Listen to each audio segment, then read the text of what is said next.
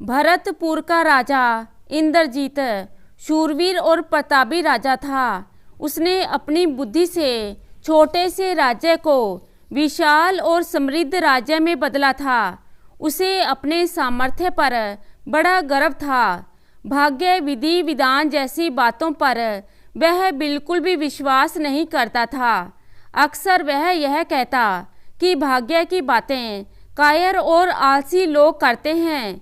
मैंने स्वयं के बल पर यह सब हासिल किया है। एक दिन वह शिकार खेलने जंगल में गया। शिकार करते करते वह जंगल में रास्ता भटक गया। उसके साथ आए सिपाही भी कहीं पीछे छूट गए थे। भटकते भटकते वह जंगल के दूसरे छोर पर पड़ोसी राज्य की सीमा पर लगे एक गांव में पहुंच गया। रात हो चुकी थी। उसने एक घर का दरवाजा खटखटाया। एक आदमी ने दरवाजा खोला। वह एक गरीब व्यक्ति का घर था। उस घर में वह स्वयं, उसकी पत्नी और एक छोटी सी बेटी थी जो कुछ माह पहले ही जन्मी थी। इंद्रजीत ने उस आदमी से रात बिताने के लिए शरण मांगी।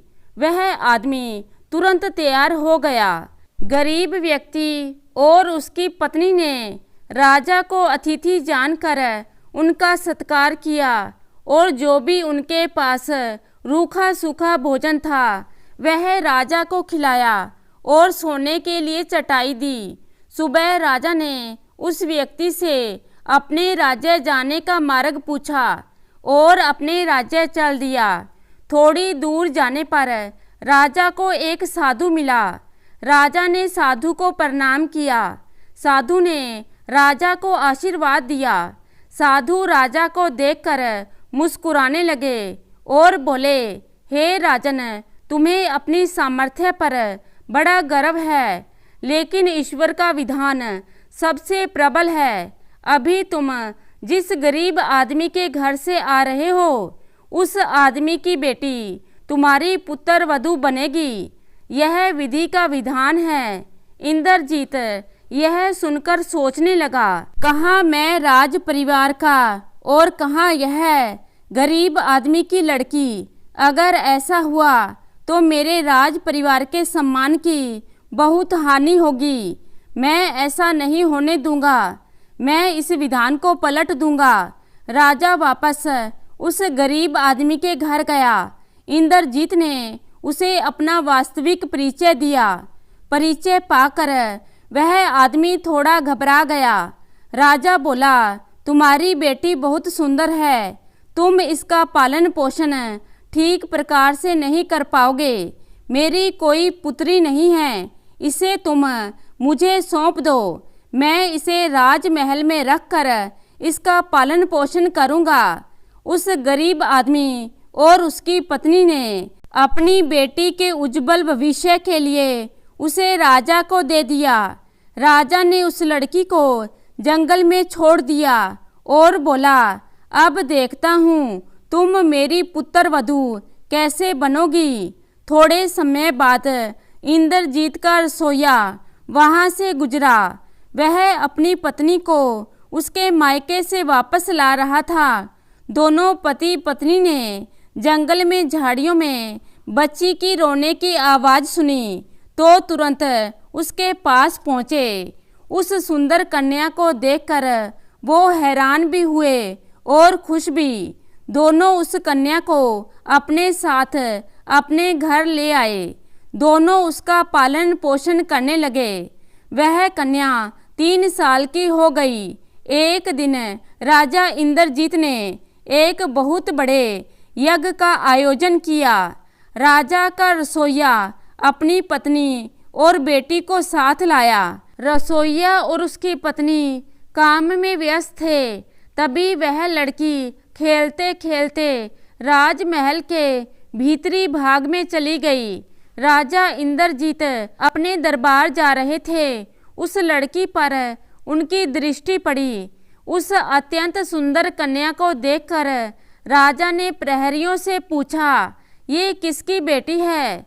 तभी उसे ढूंढते हुए रसोइया भी वहां आ पहुंचा। राजा ने उससे पूछा, क्या यह तुम्हारी बेटी है? रसोइया बोला, नहीं महाराज, यह मेरी अपनी बेटी नहीं है। यह तो मुझे 3 साल पहले जंगल से मिली थी। राजा समझ गया कि यह लड़की कौन है।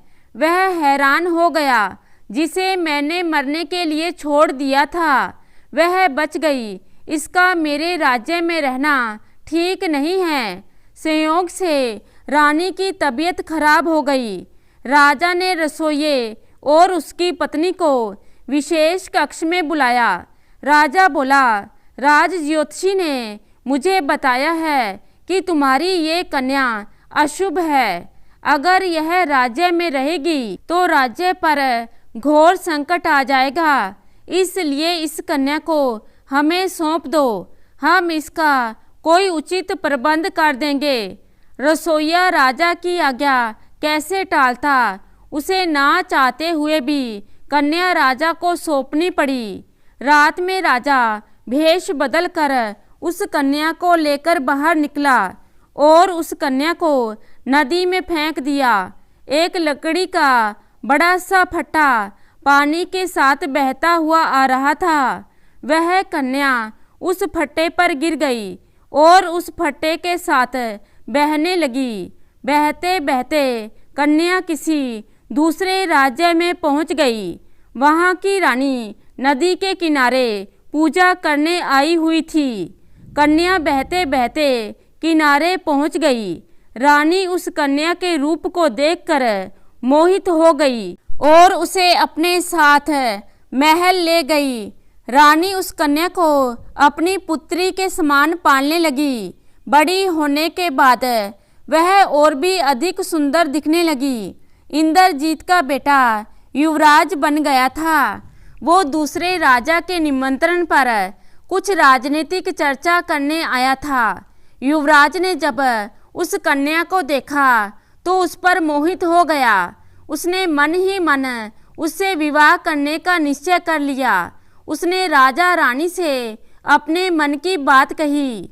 रानी बोली, देखो पुत्र, मैं तुम्हें भ्रम में नहीं रखूंगी। ये मेरी अपनी बेटी नहीं है। ये मुझे नदी में बहती हुई मिली थी। अगर इसकी जात से तुम्हें कोई मतलब नहीं है तो मुझे कोई आपत्ति नहीं है। युवराज वापस अपने राज्य लौट गया। जाते ही उसने सारी बात अपने पिता को बताई और यह भी कहा कि अगर मैं विवाह करूंगा तो उसी कन्या से, अन्यथा जीवन भर किसी और से विवाह नहीं करूंगा। राजा समझ गए कि यह वही कन्या है। वह यह भी समझ गए कि विधि के विधान के आगे किसी की नहीं चलती। वह विवाह के लिए हाँ कर देते हैं। विवाह में वह उस लड़की के असली माता पिता और रसोइये तथा उसकी पत्नी को भी निमंत्रण देता है। सभी मिलकर वर वधू को सुखी जीवन का आशीर्वाद देते हैं। तो दोस्तों, कैसी लगी आज की कहानी? आशा करती हूँ कहानी को पसंद करेंगे। धन्यवाद।